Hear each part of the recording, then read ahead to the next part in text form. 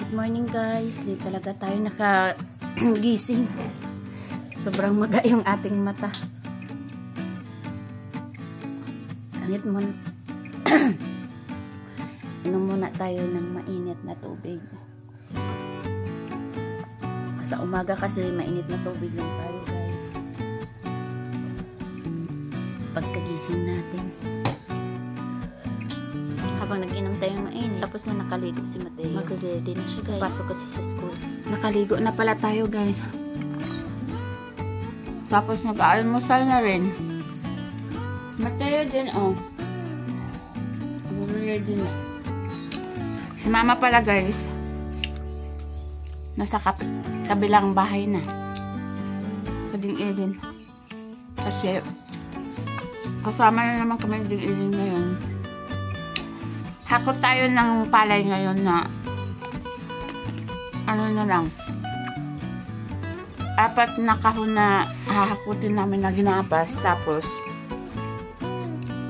meron kaming isa na hindi pa nagapas. So yun yung ating anuhin ngayon, hahakutin, tapos gagapas tayo ng isang kahon. Bibilisan na namin guys kasi 10 oras na, mag-8 AM. Ang bilis talaga ng oras. Kanina, pagising ko, pa 6. Ngayon, mag-8 na. Ang bilis, naligo lang tayo. Nagpipit ng hinigaang. Nakiyo, ganun din. Kaming ulam kasi, hindi ako nakapunta ng ano guys. Ulam. Dahil nakapunta ng Tamboer na bilog kahapon. Mamayang hapon na lang.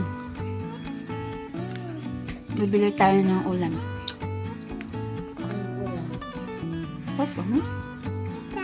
Dito tayo kila Sara guys. Dumaan muna tayo. Ito na nga si Mateo. Papasok na rin sa school. Late na. Nagtimpla pa ng gatas sa Ilin. Aalis na kasi tayo guys. Mag-ano na tayo. Yan, trambot. Magagapas na maghapot ng palay. Sige na. Ay, nako. Bagong guli yung iba dito. Iya. Bagong guli. Wow. Bagong guli. Bye-bye. Alis na kami. Oo.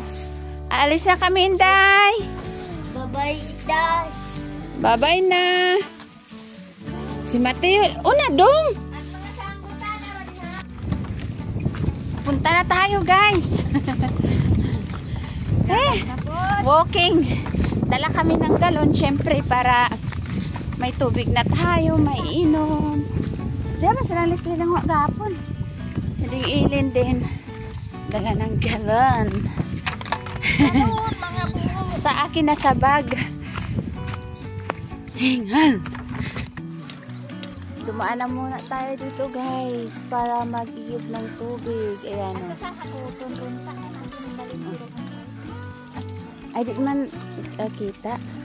Nag-start na tayo agad guys maghakot. 4 na kahon pa kasi yung aming hahakotin. Meron pa kaming gagapasin na isang kahon. Kaya kailangan natin madaliin to guys. Hindi natin matatapos. Dalawa lang talaga kami. Pumasok na kasi sa school yung 2 bata. Kaya mga nanay. Tudухakot talaga tayo. Kailangan malalaki yung dala natin. Kung hindi, gagabihin na tayo. Meron pang time. Masisira yung dala natin. Parang gusto ko nang umiyak. Ang hirap talaga maging mahirap. Kahit di mo na sana kakayanin mo na lang. Ito pala yung ating hahakotin. 4 na kahon. Sobrang lawak. Sobrang lapad. Dito na sa meron pa tayong gagapas. Hindi pala ako ng bahay. Nalubat kasi yung phone natin guys. Kuntik na lang yung ating na video. Nag-lunch din kami. After kumain, 5 minutes pahinga. Balik na rin kami sa paghako. Layo kasi guys, kaya matagal matapos. Mabigat pang dala namin. Wala na kaming merienda dito guys. Dire-diretso yung aming hapon. Pas 3 PM na agad guys. Ang bilis talaga ng oras. Kahit anong pagmamadali, talaga madaling matapos. Pagod na kami sobra. Yung paa mo parang ayaw nang lumakad. Fast forward na guys. Dumating si John Deep. Ayan si John Deep. Tinulungan na rin si GR. Thank you mga dudong. Pinapahinga na nila tayo. Sila na daw magtatapos. Maraming salamat talaga. Nakakapahinga na kami ng maaga-aga. John Deep tagalagay guys ng mga hakot. Si GR naman taga-karga. Galing to sila sa school. Pero umuwi muna ng bahay ng bihis. Pwedeng ilin na pala tungtong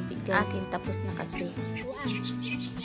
Bago tayo uuwi guys, Igib muna kami, ayan o. Para isang ano lang.